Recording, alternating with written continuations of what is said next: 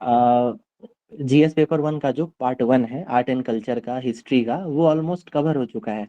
ठीक है, जो हमारे साथ जुड़े हुए हैं उन लोगों को आइडिया होगा इस चीज़ का। ठीक है, उसके बाद इसमें सेकेंड पोर्शन जो है जीएस पेपर वन में, वो करंट अफेयर्स का रहता है। ठीक है, तो आज हम लोग एक ओवरव्यू लेते हैं कि कौन कौन सी टॉपिक्स जो है वो इम्पोर्टेंट होगी। ठीक है, आप लोग भी अपने तरफ से भी कुछ टॉपिक्स जो इम्पोर्टेंट आपको लगे उसको आप तैयार कर सकते हैं। कैसे टॉपिक्स को छांटना उस पर भी हम लोग बात करेंगे। इसके अलावा आज एक दो टॉपिक हम लोग थोड़ा डिस्कस करके भी देखेंगे कि हम लोगों का अप्रोच क्या हो सकता है। जिनको कुछ नहीं आता है उनके लिए भी बहुत कुछ यहाँ मिलेगा। ठीक है, जो पहले लिख चुके हैं उनको भी कुछ ना कुछ थोड़ा विशेष आइडिया मिलेगा। ठीक है, उसके बाद सेक्शन थर्ड जो है आप लोगों का आइडिया होगा वो स्टैट का है, तो उस पर भी हम लोग बात करेंगे। वो किसी दिन और करेंगे। फिर जीएस पेपर टू में आपका अभी चल ही रहा है पॉलिटिक्स का। ठीक है, तो अभी बस आप लोग देखते जाइएगा। ठीक है, कुछ चीजें इसमें ऐड करेंगे, अभी कुछ ज्यादा लिखा नहीं गया है इसमें। बाकी और विशेष आप लोगों को बताया जाएगा। ठीक है, सबसे पहले समझिए कि जो जीएस पेपर टू होता है करंट अफेयर्स का, आप लोग पीवाई क्यू एनालिसिस कीजिएगा तो इसमें समझ में आएगा कि आपको कम से कम जो लास्ट मेंस हो रखा है, ठीक है, उसके बाद से जो भी करंट इश्यूज आए हुए हैं नेशनल और इंटरनेशनल लेवल पे, वो सारे इंपॉर्टेंट होंगे। ठीक है, देखिए अभी आप लोग नहीं भी लिखेंगे ना, ये कोई दिक्कत नहीं है, ये आपको मिल जाएगा। ठीक है, अभी हम लोग बात करते हैं। ठीक है ना, इसमें कोई दिक्कत नहीं है। आप लोग कुछ लोग लिख रहे हैं तो इसमें बहुत ज्यादा कुछ लिखने वाला नहीं है, ये आपको मिल भी जाएगा, ये पीडीएफ भी मिल जाएगा। ठीक है, अभी हम लोग सिर्फ बात करते हैं।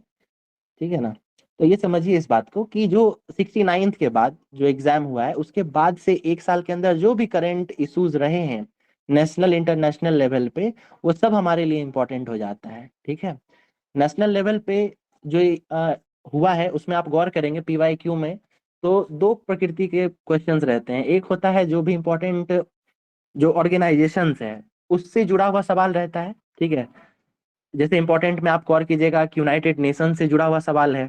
ठीक है, फिर ब्रिक्स है, G20 है, G7 है, जो भी उस साल चर्चा में रहता है और भारत उसका स्टेक होल्डर है, या फिर उसमें कुछ विशेष हो रखा है इस बार जिस जो भारत को प्रभावित करने वाला है, तो वो इम्पोर्टेंट हो जाता है। ठीक है, बहुत ज्यादा घुमाता फिराता नहीं, आप सिंपली प्रेडिक्ट भी कर सकते हैं। ठीक है ना, तो एक तो ये हो गया। दूसरा हो जाता है भारत का विभिन्न देशों के साथ जो है बायलैटरल रिलेशंस है। ठीक है, तो वैसा कोई देश जो हाल फिलहाल में एक साल के अंदर जो है जहां प्रधानमंत्री, राष्ट्रपति या हमारे मिनिस्टर्स उनका विजिट होता है, या वहां के कोई इंपॉर्टेंट नेता भारत आते हैं, तो उससे क्या होता है कि ये दो देशों के बीच का जो रिलेशन है ना वो फिर से एक चर्चा का विषय बन जाता है। ठीक है, तो वो भी हमारे लिए इंपॉर्टेंट होता है, इसलिए हम लोग बायलैटरल रिलेशंस को भी देखेंगे।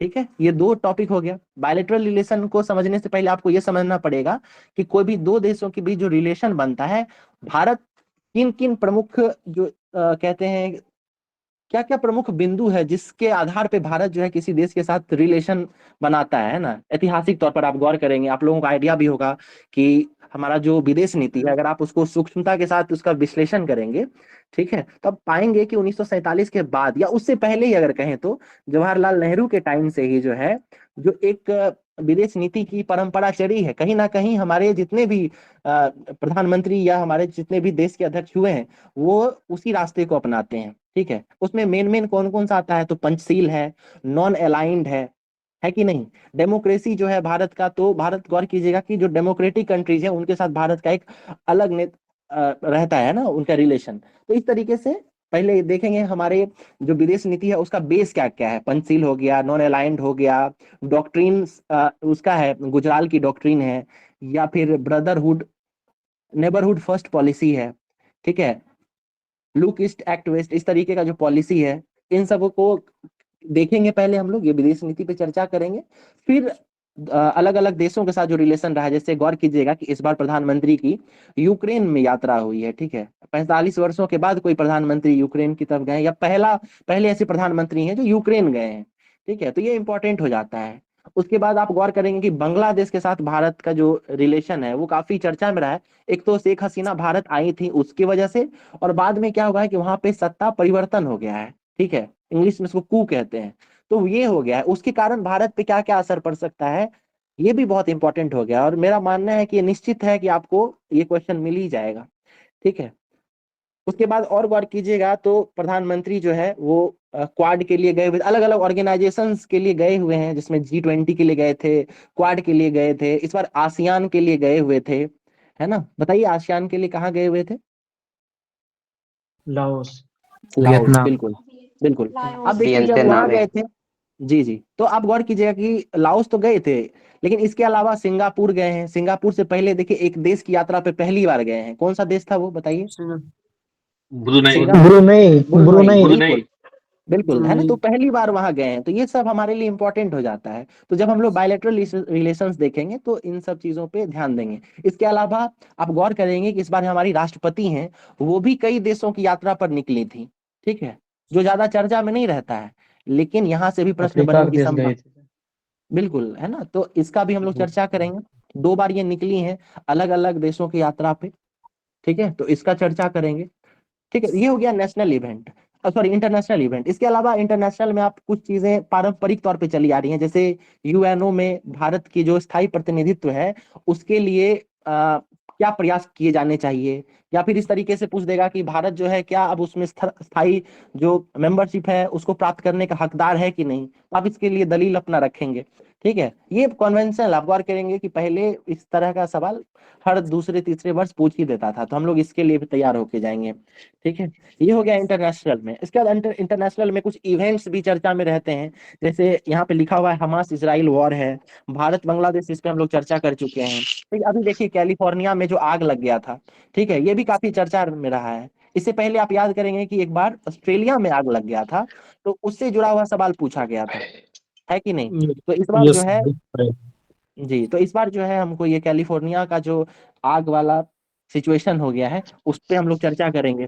ठीक है, इसके अलावा भारत चीन जो है ये हमेशा चर्चा में रहता है, इसको देखेंगे, क्वाड देखेंगे। ठीक है, उसके बाद नेशनल इवेंट्स में आइएगा तो एक साल के अंदर जो भी इंपॉर्टेंट घटनाक्रम रहे हैं उन सबको आपको देखना होगा। जैसे आप गौर कीजिए तो पॉलिटी में चले जाइएगा तो बफ बोर्ड है, 129th कॉन्स्टिट्यूशनल अमेंडमेंट है। बताइए किससे जुड़ा हुआ है 129th? सर एक मिनट चुनाव एक देश एक चुनाव से जुड़ा हुआ है, ठीक है। और 128th बताइए किससे जुड़ा हुआ है? Women reservation. बिल्कुल, विमेन रिजर्वेशन से। आप गौर कीजिएगा कि विमेन रिजर्वेशन जब लास्ट ईयर आया था 2023 में, तो उससे जुड़ा हुआ आपको निबंध पूछ दिया था, है कि नहीं, महिला सशक्तिकरण, उसका राजनीतिकरण। ठीक है, सर तो कॉन्स्टिट्यूशन अमेंडमेंट है या कॉन्स्टिट्यूशन बिल है सर ये? सर ये बिल है। अमेंडमेंट बिल है, बिल है, बिल। बिल्कुल तब बिल कॉन्स्टिट्यूशन, होगा सर।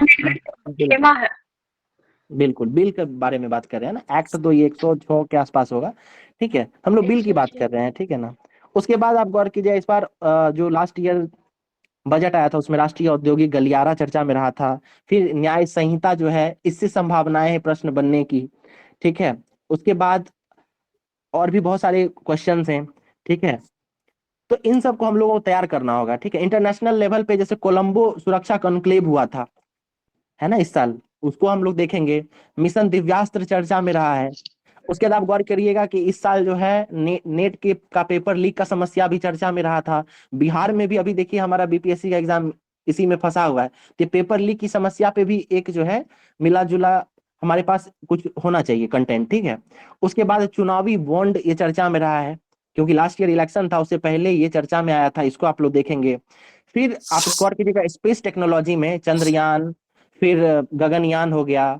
उसके बाद आप गौर कीजिएगा कि ये वीनस ऑर्बिटर मिशन हो गया। ठीक है, उसके बाद भारत अंतरिक्ष में स्पेस स्टेशन बनाने जा रहा है। तो आप गौर कीजिए कि साइंस एंड टेक का जो पोर्शन है, जीएस पेपर 2 का जो लास्ट सेक्शन होता है, उसमें शॉर्ट क्वेश्चंस में ये सारी चीजें पूछने की संभावना रहती है। ठीक है, तो उसको देखिएगा। इसके अलावा रूमी रॉकेट बनाया गया है, अग्निकुल के द्वारा जो है एक 3D प्रिंटेड रॉकेट तैयार किया गया था।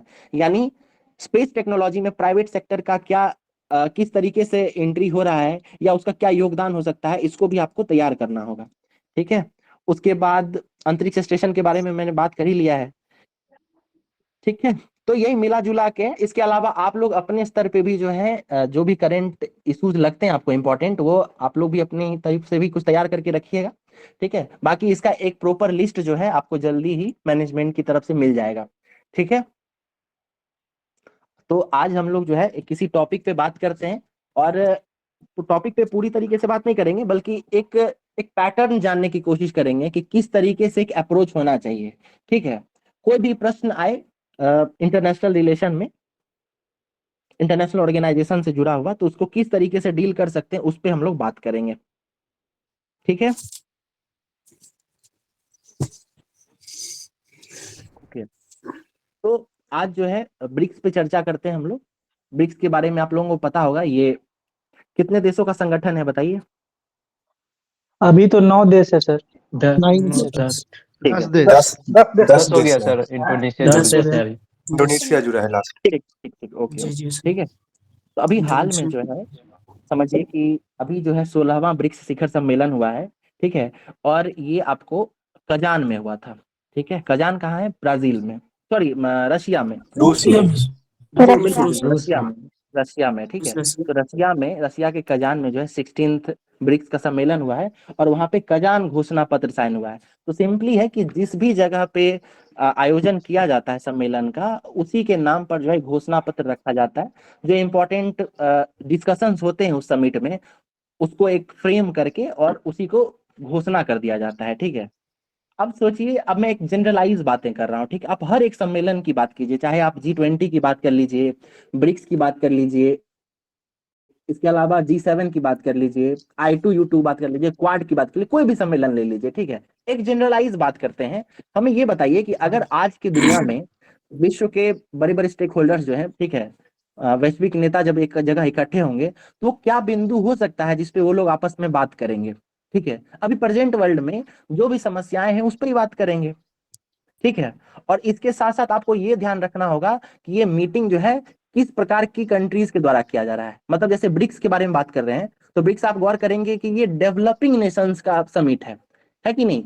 ब्रिक्स में कितने जो देश जुड़े हुए हैं वो डेवलपिंग नेशन है। वहीं अगर जब G7 वाले लोग बात करेंगे तो वो सब डेवलप्ड कंट्रीज हैं। वो बात करेंगे वैश्विक लेवल पे, तो वो एक अलग पैटर्न पे बात वही सब करेंगे, लेकिन थोड़ा उनका अपना हित जुड़ा होगा उसमें। वहीं ब्रिक्स वाले जब बात करेंगे तो वो भी बात मिला जुला के सेम ही करेंगे, लेकिन इसमें इनका अपना हित जुड़ा होगा। वहीं ग्लोबल साउथ के अगर सब लीडर्स आपस में बात करेंगे तो मिला जुला के बात वो सेम ही करेंगे, लेकिन उसमें इनका अपना हित छुपा हुआ होगा। समझ रहे हैं आप? तो बात ऑलमोस्ट सेम ही रहेगा, बस उसमें हल्का फुल्का चेंज होगा, उसको ही समझना है, ठीक है। अब हम लोग एक जनरलाइज वे में बात करते हैं। हमें ये बताएं कि आज की दुनिया में अगर जो लीडर्स अगर मिलते हैं तो किन किन मुद्दों पे बात हो सकती है, ठीक है। सबसे पहले हम लोग climate change, environment, security, environment, economical, defence,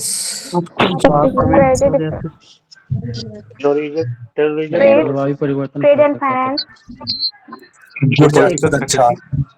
एक मिनट बिल्कुल बिल्कुल बिल्कुल म्यूट कर ले, है ना। अभी हम लोग करेंगे इस पे बात, ठीक है। उसके बाद ऊर्जा। सबसे बड़ा मुद्दा अभी डी-डॉलराइजेशन का चल रहा है सर। डी-डॉलराइजेशन। बिल्कुल बिल्कुल ठीक कह रहे हैं आप, है ना। तो मिला जुला के कहने की बात है कि जितने भी बिंदुओं पे आपने अभी बात की है, ठीक है, उन सबों को क्या करना है, डायरेक्ट उसको नहीं लिख देना है। अगर जब आप लोग शॉर्ट में नोट्स भी कहीं बना रहे हैं तो आप क्या कीजिए कि उन सब बातों को अलग अलग पॉइंट्स में डिवाइड कर लीजिए। जैसे अगर इकोनॉमी की बात करें, ठीक है, अर्थव्यवस्था में, तो क्या क्या बातें हो सकती हैं, जरा इस पे सिर्फ इकोनॉमी पे चर्चा कीजिए। तो इकोनॉमी में क्या क्या बातें हो सकती हैं, अभी ये बताए थे डी डॉलराइजेशन के बारे में, है ना। सप्लाई चेन, ट्रेड, बिल्कुल, सप्लाई, डिवैल्यूएशन ऑफ धीरे करेंसी, धीरे, है ना, आराम आराम आराम से, ठीक है, आराम आराम फ्री से, ट्रेड एग्रीमेंट, FTA, ठीक है। डिवैल्यूएशन और ऑफ करेंसी, हाँ, वो हो गया, सर कॉमन करेंसी, ठीक है। जो बोलेंगे ना हैंड प्रेस करेंगे, बॉन्ड, ठीक है, एक एक करके समय दिया जाएगा। हाँ लॉजिस्टिक बिल्कुल, इशू, आप, ठीक है, हम लोग ना एक एक करके बात करते हैं, ठीक है, हैंड इकोनॉमिक रेज करके बात करते हैं, कॉम्परेशन एग्रीमेंट। ठीक है। हम लोग एक एक करके बात करते हैं, जिनको भी कहना हो, ठीक है। हम लोग अभी इकोनॉमिक जो मैटर्स हैं, ठीक है, वर्ल्ड लेवल पे उस पर बात करेंगे, ठीक है। अगर आपको इन पॉइंट्स के अलावा भी कोई पॉइंट नजर आ रहा है तो आप हैंड राइज कर सकते हैं, ठीक है। फिर हम लोग उस तरीके से बात, लॉजिस्टिक सर, क्या बता रहे हैं, लॉजिस्टिक इशू, एक प्रॉब्लम लॉजिस्टिक्स, उसको कन्वेंशन बनाना। ठीक है। तो वो मिला जुला के उस सप्लाई चेन से ही जुड़ा हुआ है ना, बिल्कुल। Related issue sir. ट्रेड, ठीक है, चलिए, ठीक है, ठीक है। अब देखिए, इकोनॉमी में आपको इतना मुद्दा मिल गया, ठीक है, लेकिन हमें ये बताएं आप ठीक है, कि क्या अमेरिका अगर किसी ग्रुप में घुसा हुआ है, ठीक है, तो वो क्या डॉलर की स्थिति को कमजोर होने देना चाहेगा क्या?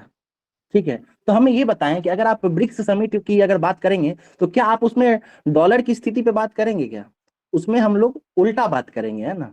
वहां हम लोग क्या बात करेंगे कि समूह के देशों ने मिलकर डॉलर के विकल्प के रूप में, है ना, एक कोई मुद्रा स्थापित करने की व्यवस्था की है या बात की है। ठीक है, अब वो क्या बात की हम लोग उस पर बात करेंगे बाद में। ठीक है, वो कौन सा मुद्रा है, ब्रिक्स पे, है ना, वो अलग बात है। लेकिन ये तो समझ में आ रहा है ना कि कहाँ पे हम लोग डॉलर को किस वे में यूज करेंगे, समझे, है कि नहीं?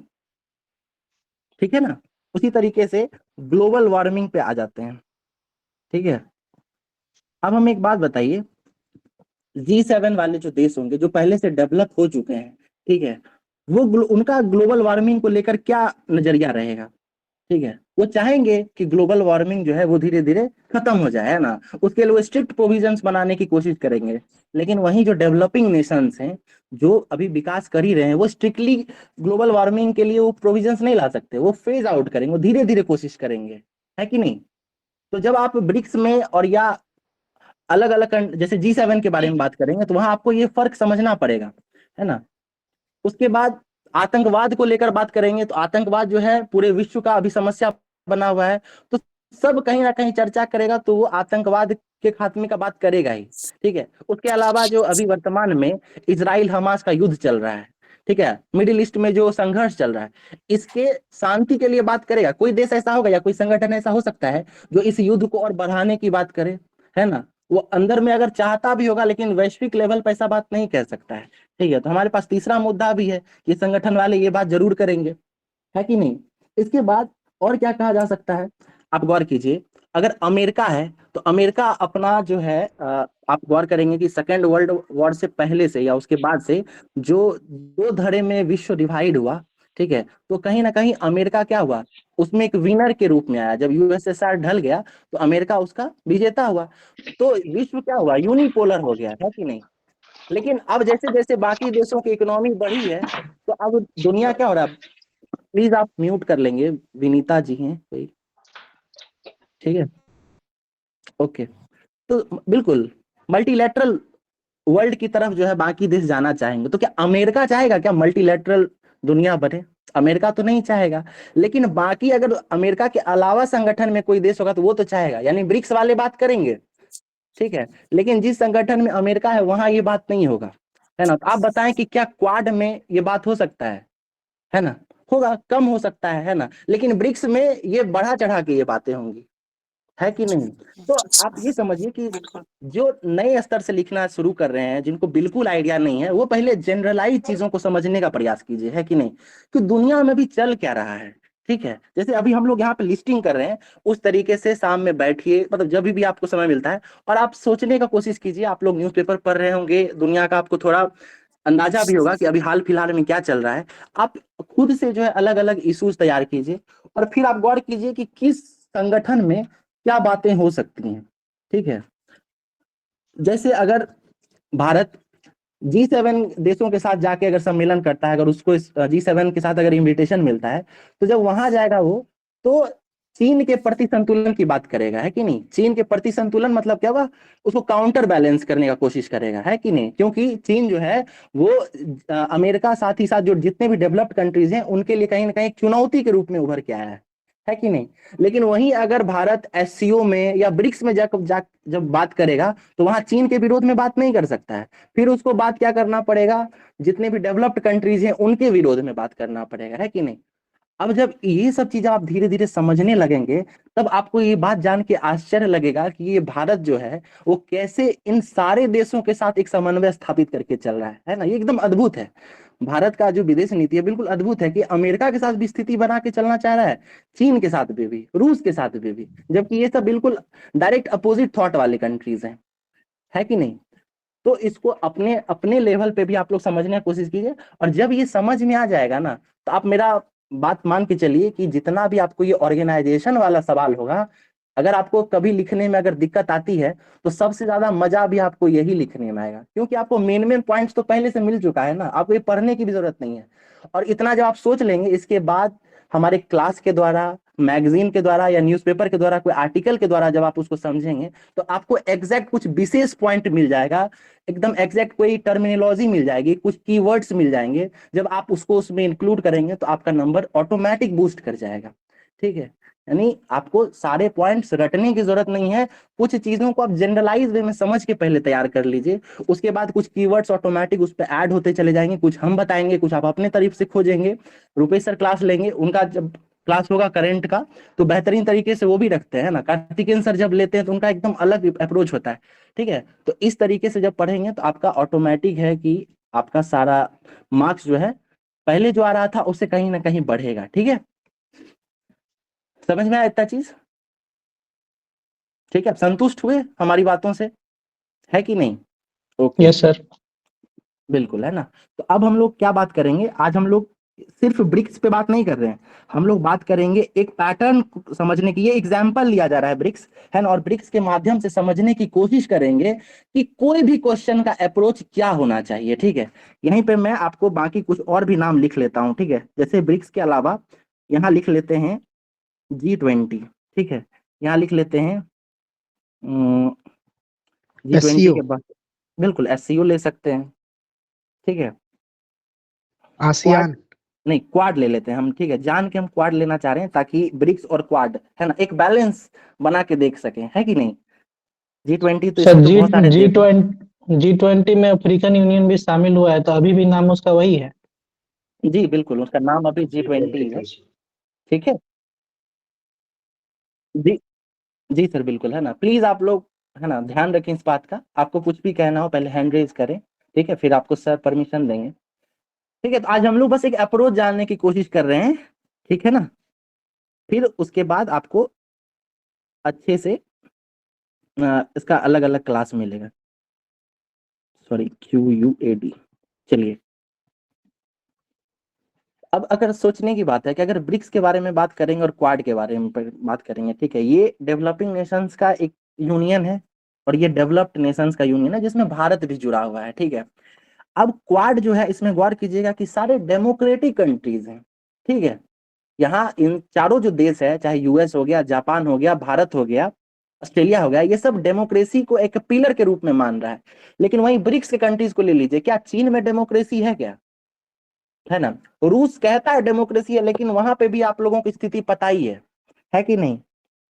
तो इस तरीके से आप गौर करेंगे कि जब आप इसका संबोधन, मतलब इसका जब भूमिका भी लिखेंगे तो यहीं पे जो है आप उस ऑर्गेनाइजेशन का, है ना, उसका क्या मतलब किस तरीके, उसकी प्रकृति कैसी है, उसको कहीं ना कहीं आप लिख सकते हैं। जैसे आप क्वाड का जब लिखेंगे तो उसमें आप ये लिख सकते हैं कि क्वाड जो है विश्व के 4 देशों का समूह है जो लोकतांत्रिक मूल्यों को, है ना, लेकर चलता है ना। एक आसान शब्द में ऐसा लिखा तो जा सकता है कि नहीं। क्या आप ब्रिक्स के लिए ये बात लिख सकते हैं क्या कि ब्रिक्स 10 देशों का समूह है जो लोकतांत्रिक मूल्यों को लेकर चलता है? ऐसा नहीं कहा जा सकता है। यहाँ ये कह सकते हैं कि ब्रिक्स जो है ये विश्व के 10, है ना, डेवलपिंग कंट्रीज का ग्रुप है कि नहीं। इस तरीके से लिखा जा सकता है कि नहीं। तो आपको प्रकृति समझनी पड़ेगी। अब देखिए क्वाड जो है, क्वाड ये क्यों बनाया गया है, तब गौर करेंगे कि ये जो इंडो पैसिफिक रीजन है, इंडो पैसिफिक रीजन, उसमें चीन को काउंटर करने के लिए बनाया गया है। ठीक है, आप इस चीज को भी उसकी भूमिका में यूज कर सकते हैं कि क्वाड जो है 4 डेमोक्रेटिक कंट्रीज का यूनियन है जो इंडो पैसिफिक रीजन में शांति बहाल करने के लिए या फिर अर्थव्यवस्था को सुदृढ़ करने के लिए, जो भी आपको वर्ड्स यूज याद आ रहे हो, उसके लिए बनाया गया है। लेकिन वहीं ब्रिक्स की बात करिएगा तो क्या ये ब्रिक्स पैसिफिक क्षेत्र में शांति बहाल के लिए बनाया गया है? बिल्कुल नहीं। आप ये यूज ही नहीं कर सकते। अगर आप इस प्रकृति को समझेंगे कि ब्रिक्स क्यों बनाया गया है, तब समझेंगे कि ये जो है ब्रिक्स, ठीक है, ये क्यों बनाया गया है। तो ये अमेरिका के प्रभुत्व को धीरे धीरे खत्म करने के लिए बनाया गया था, है ना। जितने भी डेवलपिंग कंट्रीज हैं वो आपस में अगर जुड़ जाते हैं तो कहीं ना कहीं अमेरिका का एक विकल्प के रूप में ये खड़े हो सकते हैं। इसके लिए इसको बनाया गया था। तो आप इन चीजों को यूज करेंगे। ठीक है, मतलब रटना नहीं है, बस चीजों को समझना है।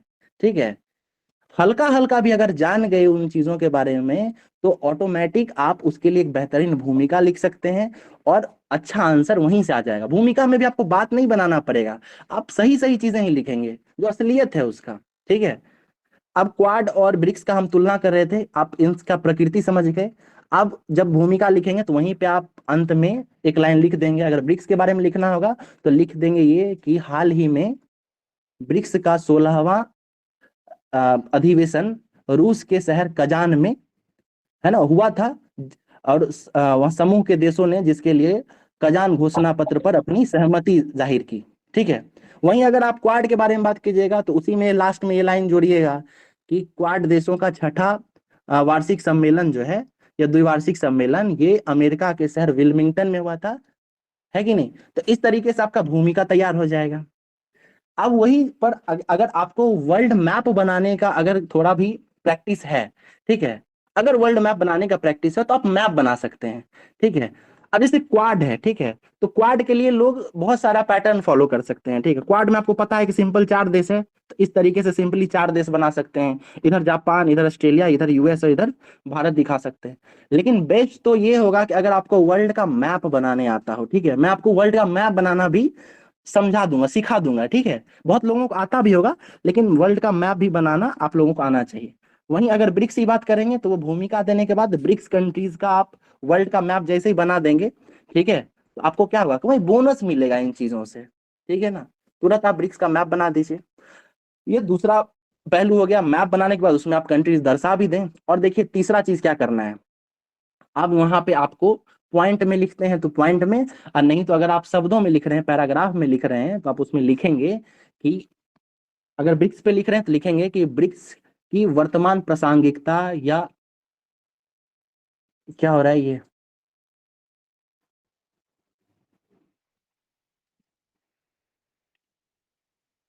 हेलो, हाँ सर, आ रहा है आवाज। और महत्व कैसे दिखेगा, आप कुछ आंकड़े प्रस्तुत करेंगे। ठीक है। आपको बताना पड़ेगा कि ब्रिक्स आज के समय में क्यों इंपॉर्टेंट है, क्वाड आज के समय में क्यों इंपॉर्टेंट है। ठीक है। और वो आंकड़ा क्या होगा, वो 4 आयामों पर डिपेंड करेगा। ठीक है। इंपॉर्टेंस, महत्व, जो भी लिखना होगा आपको वो लिख दीजिएगा। ठीक है। और इस तरीके से रिप्रेजेंट करेंगे। इसमें क्या क्या दिखाना है, तो उसमें जो वर्तमान आंकड़े हैं, ठीक है, ब्रिक्स का क्या अभी स्टेक है वर्ल्ड में, उसको आपको दिखाना है। ठीक है। जैसे अगर आप ब्रिक्स की बात करेंगे, ठीक है, तो ब्रिक्स बताइए, इसके बारे में अगर कोई आंकड़ा पता है आपको तो बताइए, जीडीपी का कितना ये वैल्यू रख रहा है। 24% सर। जीडीपी का 24%, 35%। जनसंख्या का 41%। 42। ठीक है। अब ये हम लोग बाद में बात करेंगे, पहले हम लोग जीडीपी देख लेते हैं, पॉपुलेशन देख लेते हैं, एरिया देख लेते हैं, ठीक है, और वर्ल्ड ट्रेड देख लेते हैं। ठीक है। अब हर जो भी संगठन बनाएंगे, हर संगठन का कहीं ना कोई आंकड़ा ये जरूर होगा। ठीक है। इसके अलावा 5वां पहलू आप ये जोड़ सकते हैं, अगर आप अभी से प्रैक्टिस करेंगे तो 5वां पहलू भी जुड़ जाएगा। इसमें आप ये जोड़ सकते हैं कार्बन इमिशन। ठीक है। ठीक है। कार्बन इमिशन, समझ गए। तो इस तरीके से 5, और ये आपको आंकड़ा मिल जाएगा बहुत आसानी से, हर जगह ये दिया हुआ रहता है मैगजीन में, बाकी हमारी तरफ से भी दिया जाएगा। तो जैसे ही महत्व दिखाना होगा तो ये 5 चीजों पे आप इसका महत्व बताएंगे। ठीक है। जीडीपी, एरिया, पॉपुलेशन, ट्रेड, फिर कार्बन इमिशन भी अगर मिल जाता है तो ठीक है। अगर जैसे आलोचनात्मक क्वेश्चन है ना, आलोचना अगर करनी है आपको, तब तो ये कार्बन इमिशन मस्ट है ना, बिल्कुल दे दें वहीं पे। ठीक है। और अगर आलोचना नहीं है तब आप अगर नहीं भी देते हैं चलेगा, लेकिन ये बोनस है, महत्व दिखाने के लिए तो दिया ही जा सकता है। ठीक है। ये हो गया। इतना देने के बाद अब आता है हमारा, ये हर जगह आपको डालना है। ठीक है। इसके बाद जो है हमारा अगला पैराग्राफ, अगला फ्रेज आएगा जो क्वेश्चन के हिसाब से होगा। अब क्वेश्चन में हो सकता है कि किसी भी संगठन का बैकग्राउंड पूछा गया हो, ठीक है, या हो सकता है उसका कुछ उपलब्धि रहा हो वो पूछा गया हो, है कि नहीं, या ये पूछा गया हो कि हाल में जो समिट हुआ है उसमें किन किन मुद्दों पे बात हुई है, ये पूछा गया हो, या ये पूछा जा सकता है कि इस समिट से भारत को क्या फायदा हो सकता है, या ये पूछा गया हो कि भारत क्या क्या फायदा उठा सकता है ब्रिक्स से, या G20 से, या क्वाड से, है ना। तो यही कुछ पहलू है जिससे सवाल बन सकते हैं। ठीक है। लेकिन हर जगह आपको शुरुआत तो इसी से करना होगा, है कि नहीं।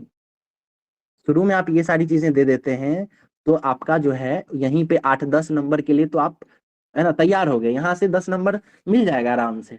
अब यहाँ से आप बात करना शुरू करेंगे ठीक है, अगर आपको पृष्ठभूमि पूछती है, ठीक है, जैसे ब्रिक्स के अगर पृष्ठभूमि की बात करें, बैकग्राउंड की बात करें, क्या बात करेंगे? बात ये कर सकते हैं कि ब्रिटिश अर्थशास्त्री जिम ओनील ने 2001 में ब्राजील, रूस, भारत और चीन की उभरती हुई अर्थव्यवस्था के लिए ब्रिक्स शब्द का नाम यूज किया था, ठीक है ना? तो ये आप नाम यूज कर सकते हैं। उनका अर्थशास्त्री का नाम क्या था? Jim O'Neill. साल कौन सा था? 2001। जब आप नोट्स बनाएंगे तो आपको ये पूरा नाम नहीं लिखना है, आप सीधा क्या लिखेंगे? पृष्ठभूमि या बैकग्राउंड लिखे वहां पे नोट्स में आप लिख दीजिएगा। पहला वर्ड क्या लिखेंगे? British economist. दूसरा वर्ड क्या लिखेंगे? 2001, या वहां पे नाम लिख दीजिए ब्रिटिश इकोनॉमिस्ट का 2001, और उसके द्वारा जो है 4 देश उसके एक्रोनिम्स को यूज करके ब्रिक्स नाम दिया गया था, ठीक है। उसके बाद अगला क्या हुआ? 2006 में ब्रिक्स का औपचारिक गठन होता है, ठीक है। कहाँ होता है? पिट्सबर्ग, रूस में। 2006 के पिट्सबर्ग में ब्रिक्स का जो है औपचारिक गठन होता है। अगला पॉइंट क्या देंगे? 2009 में यकातेनबर्ग में जो है पहला शिखर सम्मेलन होता है ब्रिक्स का, ठीक है। फिर 2010 में क्या होता है? 2010 में दक्षिण अफ्रीका शामिल होता है। फिर 2014 में क्या होता है? तो 2014 में ब्रिक्स बैंक की घोषणा होती है, ठीक है, जिसको न्यू डेवलपमेंट बैंक के नाम से भी जानते हैं। कहाँ पे हुआ है ये? तो ये फोर्ट लीजा घोषणा, यानी फोर्ट लीजा नाम का एक जगह था, वहीं पे ब्रिक्स बैंक का जो है गठन होता है। फिर अगला क्या है? 2024 में रूस कजान में 5 देश जो है उसको मान्यता दे दी जाती है, ठीक है। ये हमारा पृष्ठभूमि हो गया ब्रिक्स का। 5 लाइन में आप इसका पृष्ठभूमि तैयार कर लिए। पहला क्या दिए? पहला दिए साल 2001 में ब्रिटिश अर्थशास्त्री जिम ओनील के द्वारा विश्व के 4 डेवलपिंग कंट्रीज के एक्रोनिम्स को यूज करके ब्रिक नाम दिया गया। 2006 में इसका औपचारिक गठन हुआ रूस के पिट्सबर्ग में। 2009 में पहला शिखर सम्मेलन हुआ येकातेनबर्ग में। फिर 2010 में दक्षिण अफ्रीका जुड़ा। 2014 में ब्रिक्स बैंक की स्थापना हुई, और 2024 में जो कजान में सम्मेलन हुआ है वहां ब्रिक्स में 5 अन्य देश भी जुड़ गए हैं, ठीक है। और इस तरह जो है ब्रिक्स का फैलाव हो रहा है। ये इसका पृष्ठभूमि हो गया, ठीक है। अब ब्रिक्स की उपलब्धियों पे बात करना है ना। पृष्ठभूमि खत्म हो जाएगा, हो सकता है आपको पृष्ठभूमि पूछ दे, है ना। यही क्वाड का अगर पृष्ठभूमि पूछेगा तो क्वाड के लिए अलग यूज कीजिएगा, है कि नहीं। उसी तरीके से आप ब्रिक्स की पर वरुण आपको कुछ कहना है क्या? सर टोटल 10 कंट्री नहीं 11 कंट्री है सर, आफ्टर एडिंग इंडोनेशिया। 10 ही है भाई, है ना, एक निकल भी गया था, ठीक है अर्जेंटीना निकला जी, ठीक है। चलिए आगे देखते हैं। अभी देखिए, आज मैं आपको एग्जैक्ट ब्रिक्स नहीं बता रहा हूँ, ठीक है। मैं आपको एक तरीका बता रहा हूँ कि आगे बिल्कुल सऊदी नहीं ज्वाइन किया था, मैं यही कह रहा था कि एक निकल भी गया था। मैं ये कह रहा हूँ कि अभी हम लोग जो भी इंटरनेशनल ऑर्गेनाइजेशंस के लिए जो अप्रोच रखेंगे अपने आंसर में या अपने नोट्स में, जो हम लोग क्लास लेंगे उसमें भी, तो इस तरीके से बात करेंगे, ठीक है। कोई मेंबर बना है नहीं बना है वो आप लोगों को जब नोट्स मिलेगा तो उसमें पता चल जाएगा, ठीक है ना। चलिए आगे देखते हैं। अब हमने पृष्ठभूमि देख ली, हम लोग बैकग्राउंड भूमिका कैसे बनाएंगे, इंट्रोडक्शन कैसे बनाएंगे वो समझ लिए, इंपॉर्टेंस कैसे दर्शाएंगे वह 5 चीजों को डिनोट करके वो बता दिए। मैप का यूज करेंगे, ये हम लोग बात कर चुके हैं। अब हम लोग बात करेंगे उसकी उपलब्धियों पे, यानी कोई भी संगठन अगर बना है ना, अतीत में जब इसका निर्माण हुआ होगा और अभी 2024 तक 2025 तक ये संगठन आया है, तो कुछ ना कुछ इसका रिलेवेंस रहा होगा ना, कुछ चीज ये अच्छा किया होगा जिसके कारण अभी तक ये चला आ रहा है। तो उसका हम लोग कुछ ना कुछ चर्चा करेंगे, ठीक है, कि क्या क्या इसकी उपलब्धियां रही होंगी। चाहे G20 हो जाए, क्वाड हो जाए, ब्रिक्स हो जाए, जो भी है सबका हम लोग थोड़ा थोड़ा उपलब्धि देखेंगे, कुछ पॉइंट्स निकाल लेंगे, ठीक है। जैसे ब्रिक्स की अगर उपलब्धियों की बात करें तो इसको हम लोग 4-5 सेक्शन में बांट लेंगे। जैसे आर्थिक उपलब्धि रहा होगा, ठीक है, इकोनॉमी के क्षेत्र में, कहीं ना कहीं भू राजनीति के क्षेत्र में भी रहा होगा, कहीं ना, यानी जियो पॉलिटिक्स में भी कोई रोल रहा होगा, साइंस एंड टेक्नोलॉजी में इसका कुछ रहा होगा, इनोवेशंस में कुछ रोल रहा होगा, ठीक है। उसके बाद इन्वायरमेंट को लेकर कुछ रहा होगा, क्लाइमेट चेंज को लेकर कुछ इसका रोल रहा होगा। इसके अलावा कल्चरल भी कुछ रहा होगा इसका रोल, है ना, कल्चर के डेवलपमेंट में, ठीक है।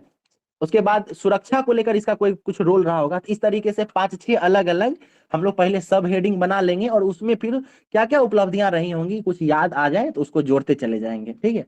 जैसे इकोनॉमी में यानी अर्थव्यवस्था में अगर इसके प्रमुख उपलब्धियों की बात की जाए तो क्या क्या हो जाएगा। तो सबसे पहले न्यू डेवलपमेंट की स्थापना जो 2014 में हुई थी, ये इसका सबसे बड़ा उपलब्धि है। ठीक है, अब सिंपल पॉइंट अगर लिखना है तो ये लिख देंगे। वहीं अगर आपको इसको इलेबोरेट करना हो न्यू डेवलपमेंट बैंक को, तो इसके बारे में क्या कहा जा सकता है ना। कई बार क्या होता है ना, अगर शॉर्ट में लिखना है तो आप सीधा लिख देंगे कि 2014 में न्यू डेवलपमेंट बैंक की स्थापना हुई। लेकिन अगर आपको ये बड़ा क्वेश्चन लिखना है तो आपको इसको थोड़ा इलेबोरेट करना पड़ेगा। आप इसमें इलेबोरेट क्या करेंगे, इसमें लिखेंगे कि 2014 में न्यू डेवलपमेंट बैंक की स्थापना हुई, जो वर्ल्ड बैंक तथा आईएमएफ के, है कि नहीं, उसके काउंटर के रूप में बनाया गया था, स्थापित किया गया था, उसके विकल्प के रूप में। समझ रहे हैं आप। तो इस तरीके से ये ध्यान देना है कि क्वेश्चन की प्रकृति क्या है। ठीक है, अगर उपलब्धि नहीं पूछा है तो इसको हम शॉर्ट में लेके चलेंगे, लेकिन अगर उपलब्धि पूछा है तो इसको हम लोग डिटेल में लिखेंगे। ठीक है, इसके अलावा और क्या क्या हुआ है, ब्रिक्स पे के बारे में बात करेंगे। ठीक है, ब्रिक्स पे तो सदस्य देशों के मध्य भुगतान के निपटान के लिए ब्लॉकचेन पर आधारित ब्रिक्स पे के निर्माण पे बात हुई है। ठीक है, ये भी इसकी उपलब्धि रही है। ठीक है, कि कहीं ना कहीं ये डॉलर के विकल्प में एक नई मुद्रा स्थापित करने की कोशिश कर रहा है। ठीक है, इसका बात करेंगे। उसके बाद ये स्विफ्ट प्रणाली से अलग एक विकल्प का तलाश कर रहा है, इसका हम लोग चर्चा कर सकते हैं। ये सब इसकी आर्थिक उपलब्धियां हो गई। फिर भू राजनीतिक उपलब्धियों की बात करेंगे, जियो पॉलिटिक्स की, तो हम ये बात कर सकते हैं कि ब्रिक्स जो है ये एक ऐसे मंच के रूप में उभरा है जो आईएमएफ, वर्ल्ड बैंक या यूनाइटेड नेशंस ऑर्गेनाइजेशन में जो उसका संरचनात्मक व्यवस्था है उसमें कहीं ना कहीं परिवर्तन का, उसमें सुधार की वकालत करता है कि नहीं। ब्रिक्स जो है, जो कि ये डेवलपिंग कंट्रीज का एक यूनियन है, तो डेवलपिंग कंट्रीज तो चाहेंगे ना कि ये यूएनओ में कहीं ना कहीं उनकी प्रतिनिधित्व बढ़े। ठीक है, तो ब्रिक्स इसका बात करता रहता है, तो ये इसकी एक उपलब्धि हो जाएगी, आप इसको जोड़ेंगे इसमें। ठीक है, यूएनएस, यूनाइटेड नेशंस सिक्योरिटी काउंसिल है, उसमें सुधार की बात करता है। इसके अलावा ब्रिक्स जो है ये ग्लोबल साउथ के, है ना, उसको एक वॉइस देता है ना, एक ऐसे मंच के रूप में आया है जो ग्लोबल साउथ की बातों को उठाता है। ठीक है, ये इसकी उपलब्धियां रही हैं। इसके अलावा विज्ञान एवं नवाचार यानी इनोवेशन के फील्ड में क्या क्या ब्रिक्स के द्वारा उपलब्धि रही है, तो इसमें बात कर सकते हैं कि ब्रिक्स देश मिल के आपस में एक उपग्रह नेटवर्क स्थापित करने की बात कर रहे हैं, है कि नहीं। उसके अलावा स्वास्थ्य एवं महामारी, अभी हाल ही में कोरोना का टाइम गया है, तो इसमें साथ में मिलकर ये वैक्सीन डेवलप कर रहे थे। भारत के वैक्सीन मैत्री करके जो एक प्लान था, उसका आप इसमें चर्चा कर सकते हैं। ठीक है, तो इस तरीके से ये हो गया। फिर जलवायु परिवर्तन पे अगर बात करेंगे तो इसमें लिख सकते हैं कि सदस्य देश जो है ये green energy, sustainable development goal, इन सब पहलों पे बढ़ावा देते हैं, इन सब पे मिलकर काम करना चाहते हैं या कर रहे हैं। इसके अलावा 2030 तक जो है ब्रिक्स के सदस्य देश कार्बन उत्सर्जन की जो कटौती है उसको कहीं ना कहीं उस पर प्रतिबद्धता भी अपना जाहिर कर चुके हैं 2030 तक। तो ये भी कहीं ना कहीं एक उपलब्धि है ना कि ब्रिक्स के सारे देश मिलकर जो है ग्रीन एनर्जी की तरफ बढ़ना चाहते हैं, है कि नहीं है। सही बात कह रहे हैं, वहां अलायंस फॉर ग्रीन, पता नहीं क्या टेररिज्म था या टूरिज्म था। ठीक है, फिर सांस्कृतिक क्षेत्र में क्या क्या उपलब्धियां रही हैं कल्चरल फील्ड में, तो इसमें क्या डालेंगे आप कि ब्रिक्स विश्वविद्यालय नेटवर्क की स्थापना की गई है। ठीक है, उसके बाद ब्रिक्स विज्ञान प्रौद्योगिकी और नवाचार फ्रेमवर्क का भी क्रियान्वयन 2015 से किया जा रहा है। ठीक है, तो ये सारी उपलब्धियां रही हैं।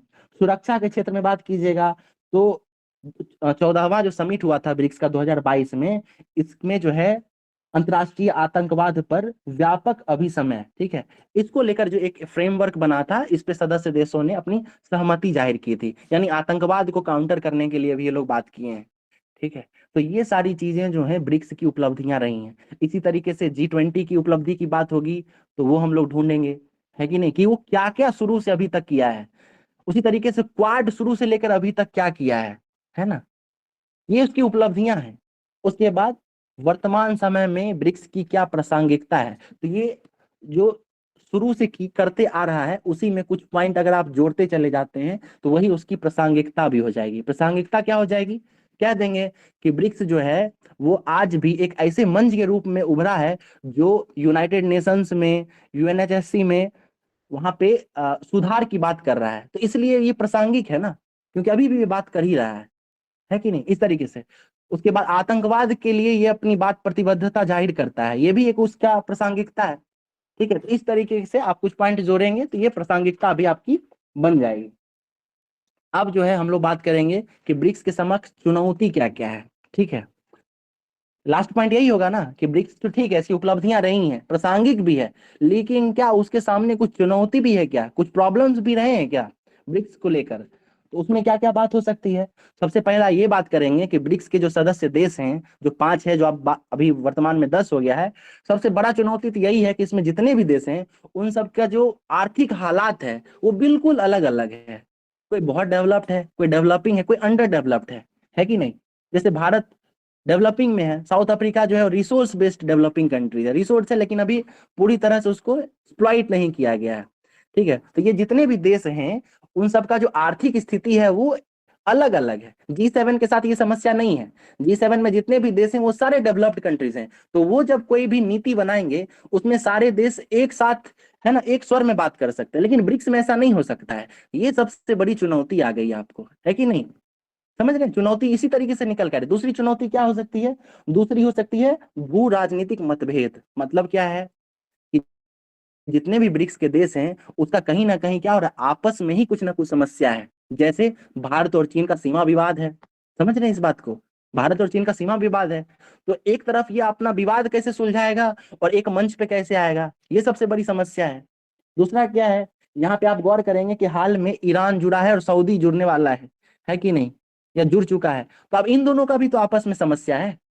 ठीक है, तो एक और ये बायलैटरल रूप में आपस में विवाद कर रहा है और एक संगठन के रूप में कैसे ये आपस में आ सकता है। ठीक है, यानी कहीं ना कहीं अगर कोई नीति बनती है तो आपस में टकराव की स्थिति पैदा हो सकती है।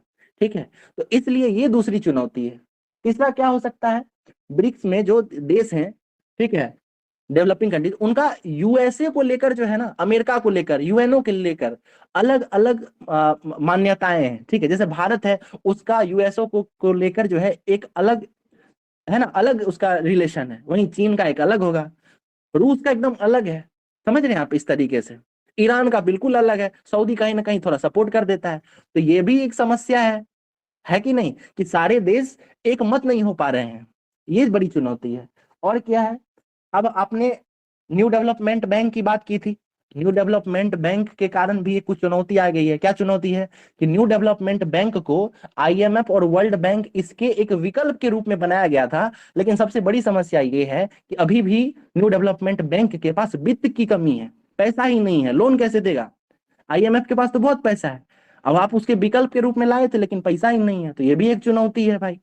ठीक है, दूसरा क्या है, व्यापार एवं मुद्रा संबंधी चुनौती। मतलब क्या है कि सभी देशों को मिलकर जो है वो एक अलग मुद्रा को स्थापित करने की कोशिश कर रहे हैं ताकि सदस्य देश हैं उसके बीच आपस में ट्रेड और बढ़ सके। ठीक है, लेकिन कहीं ना कहीं डॉलर जो इन सब पे हावी हो जा रहा है। ठीक है, तो सारे देश जो है ये मिलकर ये बात नहीं कर पा रहे हैं कि हमें डॉलर यूज करना है कि एक अलग मुद्रा बनानी है। अलग मुद्रा बनानी है तो उसका क्या व्यवस्था होगा। ठीक है, आपस में सहमति नहीं बन पा रही है, ये एक चुनौती है। ठीक है, उसके बाद वैश्विक संगठनों में जो सुधार करने की बात मांग उठाता रहा है ब्रिक्स। ठीक है, जैसे यूएनओ में सुधार की बात उठाता रहा है, लेकिन ब्रिक्स के सदस्य देश ही कहीं ना कहीं इस सुधार को नकारते भी रहे हैं। जैसे रूस जो है भारत को सपोर्ट करता है कि इसको परमानेंट मेंबरशिप मिले, लेकिन चीन जो है इसके विरोध में आ जाता है। तो दोनों तो ब्रिक्स का ही सदस्य है, लेकिन ये आपस में मतभेद हो जाता है इस परिस्थिति में, तो ये भी ब्रिक्स के बीच में चुनौती है। ठीक है, उसके अलावा जलवायु परिवर्तन और सतत विकास को लेकर क्या चुनौती है ये समझिए। अब गौर कीजिए कि रूस जो है एक डेवलप्ड कंट्री है ब्रिक्स के अंदर ही। ठीक है, वहीं चीन जो है वो डेवलपिंग है, भारत डेवलपिंग है। ऐसे में रूस जो है वो डेवलप कर चुका है, तो अब ऐसी स्थिति में अगर वो कहेगा कि नहीं बिल्कुल अभी से जलवायु परिवर्तन को लेकर कठोर नीति अपनानी चाहिए, तो क्या भारत अपना सकता है? क्या भारत नहीं अपना सकता है ये, क्योंकि भारत को अभी डेवलप भी करना है। डेवलप करेगा तो उसको जो है कार्बन इमिशन करना ही पड़ेगा, यानी अगर उसको डेवलप करना है कार्बन इमिशन करेगा। और इसके लिए क्या हो सकता है, जलवायु परिवर्तन को काउंटर करने के लिए वो फेज आउट कर सकता है, धीरे धीरे कार्बन इमिशन को कम कर सकता है।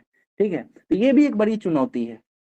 ठीक है, उसके अलावा वर्तमान में ब्रिक्स में जो विस्तार हुआ है वो भी कहीं ना कहीं चुनौती चुनौती भरा है, क्योंकि पहले से ही जो 5 देश थे वही आपस में एक समन्वय स्थापित नहीं कर पा रहे थे, आपसी मतभेद वही नहीं खत्म हो पा रहा था। तो अभी हाल फिलहाल में जो नए देश जुड़ गए हैं, ईरान है, सऊदी है, इन सब की समस्याएं होंगी अपनी अपनी, और ये भी अगर ब्रिक्स में जुड़ जाती है तो फिर ब्रिक्स संगठन पे एक संगठन के रूप में जो प्रासंगिकता है वो कहीं ना कहीं खो सकता है, कहीं ना कहीं उसमें समस्याएं आ सकती हैं। ठीक है, तो ये आपको ब्रिक्स एज अ होल हो गया। ठीक है, लेकिन हमने एक पॉइंट मिस कर दिया, कजान सम्मेलन। ठीक है, कि हाल में क्या क्या बातें हुई, हम लोग शुरू यहीं से किए थे, है कि नहीं, कि वर्तमान में क्या क्या बातें हुई हैं, उस पे हमने आपस में अभी हाल फिलहाल में दुनिया में क्या सब चल रहा है इस पे बात किए थे। लेकिन अब हम कुछ पॉइंट आपको बता देते हैं कि क्या क्या बातें हुई थी कजान में। सबसे पहला बात क्या हुआ, ठीक है, सबसे पहला हुआ बहुपक्षवाद पर बात हुआ है। ठीक है, यानी समूह के जितने भी देश हैं उन्होंने कजान घोषणा पत्र में जो बात कही गई है, ठीक है, क्या बहुपक्षवाद की, कि अब दुनिया जो है उसको बहुपक्षवाद की तरफ ले जाना है। ठीक है, सबसे बड़ी घोषणा ये कही गई, यानी इस पे सारे देशों ने अपनी सहमति जाहिर की है। इसके अलावा भू राजनीतिक संघर्ष, जो इजराइल हमास युद्ध है, या यूक्रेन रूस का जो युद्ध चल रहा है, या मिडिल ईस्ट में जो समस्याएं चल रही हैं, इन सब का जो है, ठीक है, शांतिपूर्ण समाधान होना चाहिए, इसको लेकर जो है प्रतिबद्धता जाहिर की है। ठीक है, यही गोलमोल बात है। ठीक है, जो मैंने शुरू में बोला था ना कि एक बार आप पूरे वर्ल्ड लेवल पे समझ लेंगे कि क्या इशूज चल रहे हैं, वही 5-6 इशूज हैं, वही सारी बातें जो है ना यहाँ पे कजान में भी की जाएंगी, वही सारी बातें क्वाड के विल्मिंगटन में की जाएंगी, वही सारी बातें आपको G20 ब्राजील वाले में भी की जाएगी। बात सेम रहेगा, हल्का फुल्का चेंज रहेगा, वो आपको समझना है। ठीक है, फिर और क्या बात हुआ है ब्रिक्स में, तो सदस्य के जो समूह के जो देश हैं वो आपस में आर्थिक सहयोग को लेकर प्रतिबद्धता जाहिर किए हैं, उसके लिए स्थानीय मुद्रा में व्यापार को बढ़ावा देने की बात किए हैं। ठीक है, ब्रिक्स देशों के बीच अनाज एक्सचेंज को लेकर बात की है। ठीक है, अनाज एक्सचेंज करेंगे ये लोग। इसके अलावा सीमा पार भुगतान प्रणाली जैसे कुछ व्यवस्था बनाने पर जो है कुछ आगे काम करेंगे। ठीक है, इस पे भी ये लोग बात किए हैं कि कुछ हम लोग संभावना तलाशेंगे कि आपस में कुछ अलग ट्रेड हो सकता है क्या, है ना, डॉलर के मुकाबले, है ना, बिना डॉलर यूज किए हुए। ठीक है, फिर वित्तीय संरचना में सुधार का ये लोग समर्थन किए। ठीक है, भारत का जो एक यूपीआई मॉडल है इसकी चर्चा हुई है। ठीक है, भारत की जो आप इसको इसमें डालना पड़ेगा, मस्ट है, क्योंकि भारत इसमें स्टेक है इसका यूपीआई को लेकर, और ब्रिक्स देश जो है इस पर चर्चा किए हैं कि क्यों ना कि यूपीआई जैसा एक कुछ तंत्र बनाया जो जो बाकी जितने भी देश हैं उसमें भी इसको लागू किया जाए, इस पे चर्चा हुई है। उसके बाद सतत विकास के प्रति प्रतिबद्धता हुई है। सतत विकास में क्या क्या आ जाएगा, पर्यावरण संरक्षण, जलवायु परिवर्तन, ऊर्जा सुरक्षा, महामारी को लेकर तैयारी, इन सब चीजों को लेकर जो है प्रतिबद्धता जाहिर किए हैं। ठीक है, तो ये सारी चीजें जो हो गई कजान घोषणा पत्र की प्रमुख बिंदुएं हो गई। ठीक है, तो आज हम लोगों ने क्या बात किया, हम लोग समग्र रूप से ये बात करने की कोशिश कर रहे थे कि एक संगठनात्मक प्रश्न आ जाए, है ना, G20, ब्रिक्स, क्वाड, इन सब से जुड़ा हुआ, तो क्या अप्रोच लेंगे। सबसे पहले हमने भूमिका पे बात की थी। भूमिका में क्या बात करेंगे, उस ऑर्गेनाइजेशन का क्या पहलू रहा है। ठीक है, क्या वो डेमोक्रेटिक कंट्रीज का ग्रुप है, क्या वो डेवलपिंग कंट्रीज का ग्रुप है। ठीक है, वो किस तरीके का ग्रुप है उसको डालेंगे, वो किस क्षेत्र के लिए काम कर रहा है, क्या वो इंडो पैसिफिक क्षेत्र के लिए काम कर रहा है ना, क्या वो इकोनॉमिक डेवलपमेंट को लेकर काम कर रहा है, किस चीज के लिए काम कर रहा है, उसको डालेंगे। ये सारी भूमिका बन जाएगी। फिर हम लोग मैप बनाएंगे, मैप में सारे सदस्य देशों को चिन्हित करेंगे, फिर उसका महत्व दिखाने के लिए कुछ आंकड़े प्रस्तुत करेंगे, जिसमें हम लोग क्या क्या बात करेंगे, पॉपुलेशन की बात करेंगे, जीडीपी की बात करेंगे, कितने क्षेत्र है वो बात करेंगे, ट्रेड की बात करेंगे, कार्बन इमिशन की बात करेंगे। इतना करने के बाद उसकी कुछ पृष्ठभूमि रही होगी उसका बात करेंगे, फिर वर्तमान में उसकी क्या उपलब्धियां रही हैं इस पे बात करेंगे, और हाल फिलहाल में क्या उसकी चुनौती है ये बात करेंगे। ठीक है, और बाकी रिसेंट में जो उसका मीटिंग हुआ है, ठीक है, उस पे क्या क्या इंपॉर्टेंट प्रोविजंस आए हैं उसका एक आप लिस्ट बना लेंगे, और ये सारी चीजें मिला के आपको एक बेहतरीन आंसर तैयार कर देगी। ठीक है, तो ये हमारा जो है ब्रिक्स के आसपास एक चर्चा है, इस पे हम लोग एक एक करके संगठन पे धीरे धीरे, ठीक है, एक लिस्ट तैयार कर लेंगे कि हमें बात किन किन चीजों पे करनी है, और उस पे हम लोग बात करेंगे। ठीक है, लेकिन आज मैंने जो फ्रेम आपको बताया है, आप अपने तौर पे भी अगर प्रयास करना चाहते हैं तो इस ही पद्धति पर जो है आप तैयार करेंगे। ठीक है, ये सारे डायमेंशंस आप लोग ढूंढने की कोशिश कीजिए, और सबसे इंपॉर्टेंट मैं ये कहूंगा, कुछ पढ़ने से पहले कुछ समझने से पहले पहले आप मंथन कीजिए, खुद विचार कीजिए। इतना आइडिया तो आपको होगा ना, आपने पीटी पास किया है तो आपको इतना आइडिया होगा, ये संगठन है कहीं ना कहीं बना है, तो इन संगठन के बारे में आपको कुछ कुछ आइडिया होगा, किसकी प्रकृति क्या है, किस क्षेत्र में काम कर रहा है, ठीक है। उसको आप चिन्हित करें, उसको इकोनॉमी में, ठीक है, जियो पॉलिटिक्स में, ट्रेड में, अलग अलग डायमेंशंस में डालिए, क्या क्या बात किया जा सकता है उसका एक लिस्ट बनाइए, और वही चीजें आप अपने आंसर में यूज कर दीजिए, ठीक है। ये बेस्ट आंसर हो जाएगा। ओके जी सर, है ना, ओवर हो गया है। बहुत अच्छा सर।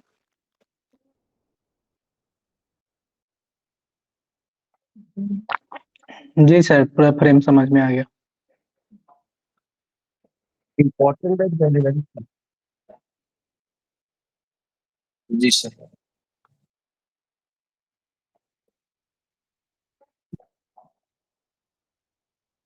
जी सर।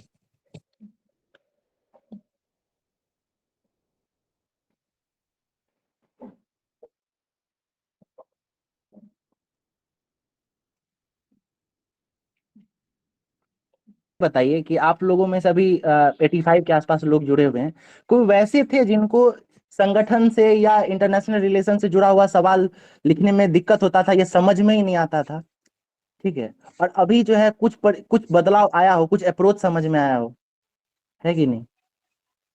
आप माइक ऑन करके बता सकते हैं, ठीक है। जी सर, पता तो था, लेकिन ये फ्रेम कैसे करना है, किस तरह से शुरुआत करना है, किस तरह से अंत, ये नहीं पता था। सर आपका जो फ्रेमिंग था सर वो बहुत अच्छा लगा, और उस पर मैं लिख भी सकता हूँ अभी, जिस बात आपने बताया है उस फ्रेम के सहारे बिल्कुल, है मैं ना। भी देखिए, लिख के देखूंगा। हाँ देखिए, ये मेरा जी सर, लिख सकते हैं सर। बिल्कुल बिल्कुल। देखिए, अब मैं आपको कुछ कहता हूँ, ठीक है। मेरा देखिए कहने का मतलब ये है कि आप लोगों में से बहुत वैसे भी स्टूडेंट होंगे जो पहले से मेंस लिख चुके होंगे, इंटरव्यू दे चुके होंगे, ठीक है। लेकिन एक बात मानने वाली है कि जब आप उसमें लिखने जाएंगे ना, तो आपका जो भी तैयारी है ना, वो कहीं ना कहीं क्या होता है, वो धरा का धरा रह जाता है, ठीक है। वहां प्रेजेंस ऑफ माइंड जिसकी जितनी ज्यादा होगी, ठीक है, वो उतने बेहतर तरीके से टैकल कर पाएंगे। जरूरी नहीं है कि आप जो पढ़ के जाएं वही सवाल पूछेगा, ठीक है, वो आपको इधर उधर की चीजें पूछा जाएगा थोड़ा। तो आप उस समय at the heat of the moment आप तैयार हैं कि नहीं, है कि नहीं, आप अप्रोच बना पा रहे हैं कि नहीं किसी भी चीज को लेकर, वो मस्ट है, ठीक है। तो आपके द्वारा अभी जो बात कहा गया है कि अब आप लिखने का कोशिश कर सकते हैं, आप लिख सकते हैं, ये सबसे बड़ी चीज है ना, ठीक है। ये अंदर से ये फील होना कि ओ अब तो हम ये लिख सकते हैं, है कि नहीं, ये अप्रोच समझ में आ गया हमको। अब हम अटपटा कोई ग्रुप दे देना, उस पे भी हम कुछ ना कुछ दिमाग लगा सकते हैं, है कि नहीं। ये सबसे इंपॉर्टेंट होता है एग्जाम हॉल के अंदर, ठीक है। इसके लिए आपको तैयार कर देंगे, ठीक है ना। चलिए जी, मिशन का। ममता, आप कुछ कहना चाह रही हैं क्या? हाँ सर, मैं यही बोली थी कि मुझे इसमें आईआर में और साइंस की उसमें ना स्ट्रक्चर करने में बहुत प्रॉब्लम होती है। मतलब मुझे कंटेंट पता होता है, लेकिन मैं लिखती हूँ ना तो एकदम ही गंदा सा दिखता है वो मुझे। आपको आज कुछ बेहतर लगा आपको? हाँ, मुझे आज बहुत कुछ है, मतलब सारी चीजें थी उनको ऑर्गेनाइज वे में कैसे है, तो बहुत मुझे बहुत ही मतलब लगा कि हाँ, मतलब अपने कंटेंट को बहुत अच्छे से लिख सकते हैं, और नहीं भी आता है तो कैसे क्वेश्चन को मैनेज कर सकते हैं, ये आपने मुझे सिखाया। मतलब हर जगह अब सबको नहीं देखना है, एक को तैयार कर लिया और फिर सब स्ट्रक्चर उसी पे खड़ा करना है। बिल्कुल, है ना। तो अभी तो आज हम लोग ने सिर्फ बेसिक्स चर्चा की है, ठीक है। इसके बाद क्या होगा कि इससे आज जो चर्चा हो गया ना, इस पे अब हम लोग अब अगले दिन क्लास लेंगे, तो उन्हीं डायमेंशंस पे चर्चा करेंगे, ठीक है। आप लोग क्या कीजिएगा, अपने तरफ से काम करके आइएगा, सोच के आइएगा, ठीक है। कोई भी संगठन उठा लीजिए और अपने दिमाग में बिना पढ़े दिमाग लगाइए कि क्या बातें हो सकती हैं, G20 में क्या बात कर सकता है ये लोग ऊपर बैठ के, है ना। आतंकवाद पे बात करेगा क्या? बिल्कुल करेगा। क्या ये जलवायु परिवर्तन पे बात करेगा? बिल्कुल करेगा। क्या अमेरिका का विरोध करने की बात करेगा? नहीं कर सकता, अमेरिका उसमें जुड़ा हुआ है, नहीं कर सकता है, ठीक है। क्या ये ग्लोबल साउथ को बढ़ावा देने की बात करेगा? क्या करेगा? क्या ये लोग यूनाइटेड नेशंस में चेंजेस लाने की बात करेगा? क्या करेगा, है ना। तो ये आप लोग धीरे धीरे क्या होगा, आप हमारे साथ सोचना शुरू कीजिए, ठीक है ना। तो आपको खुद ही आइडियाज आने शुरू होंगे। एक बार हम शुरू से कहते आ रहे हैं कि आप एक बार मंथन करें, आपके दिमाग में आइडिया आना शुरू हो जाएगा ना, वो ऑटोमेटिक कागज पे उतरेगा, ठीक है। समझ रहे हैं? सर ठीक एक है, चीज ऑल द पूछना था बेस्ट। जी जी बोलिए। सर, एक चीज पूछना था सर, अगर कोई चीज हमको रिलेट करना हो, जैसे आप जितना बताएं अभी फ्रेमिंग में, बौद्ध धर्म से या फिर जैन धर्म से, तो इसको सर इसमें कहाँ पे डालेंगे सर? जैसे भूमिका के बाद तो सर डालेंगे, तो मतलब कहाँ पे डालेंगे जो वो बैठ जाएगा, मतलब सही लगेगा फ्रेमिंग में? क्यों क्यों जोड़ना है आपको अभी बौद्ध धर्म से? कल्चरल से जोड़ क्वेश्चन रहेगा तभी जोड़ेंगे ना। सर जैसे कि अहिंसा का बात कर रहा है, तो वहां पर वो टेररिज्म वगैरह कोई फैक्ट इस तरह से डाल दे कि ये कहीं ना कहीं भारत का मतलब ये है, इस तरह से कुछ। क्या आप किस पे बात कर रहे हैं? सर ये हाँ बिल्कुल। हाँ हाँ बिल्कुल, इतनी सारी बातें करने के लिए है ना। देखिए जो आप कह भी रहे हैं ना, तो वो एक एससीओ में यूज हो सकता है। ठीक है, एससीओ ही क्या करता है, हर बार एक कल्चरल राजधानी घोषित करता है कि नहीं। जब आप याद करेंगे 2022 के आसपास बनारस था, है कि नहीं। अभी चीन का एक शहर है वो बना हुआ है। ठीक है, तो जहां जरूरत होगा ना वहीं यूज कर सकते हैं। बायलैटरल रिलेशन आप यूज कर सकते हैं, संगठन में नहीं कर सकते। ठीक है, बायलैटरल रिलेशंस में जहां जरूरत होगा वहां वो भी हम आपको बायलैटरल रिलेशन भी बता देंगे। ठीक है, कि हर दो देश का जो है आपस में जो है ना किन सतहों पर एक रिलेशन बनता है। ठीक है, वो समझ में आ जाएगा तो आपको सारा देश का परिस्थिति समझ में आ जाएगा। ठीक है, एक दिन हम लोग जनरलाइज बात करेंगे, जिस दिन है ना थोड़ा हल्का फुल्का माहौल रहेगा, उस दिन हम आप लोगों को जो आपका ये इंडस्ट्रियल रिवॉल्यूशन रहा है ना, औद्योगिक क्रांति, उसके बाद से 1 घंटे के अंदर है ना किस तरीके से दुनिया बदला है, क्या परिस्थितियां रही हैं, क्विकली अगर आप ये समझ जाएंगे ना, तो आपको सारा वर्ल्ड डायोस्पोरा समझ में आ जाएगा, सारे रिलेशन समझ में आ जाएंगे, वर्ल्ड वॉर समझ में आ जाएगा, नॉन अलाइंड मूवमेंट समझ में आ जाएगा, है कि नहीं। उसके बाद आपको G20 ब्रिक्स सब समझ में आ जाएगा। ठीक है, ठीक है, ओके, लास्ट करते हैं फिर।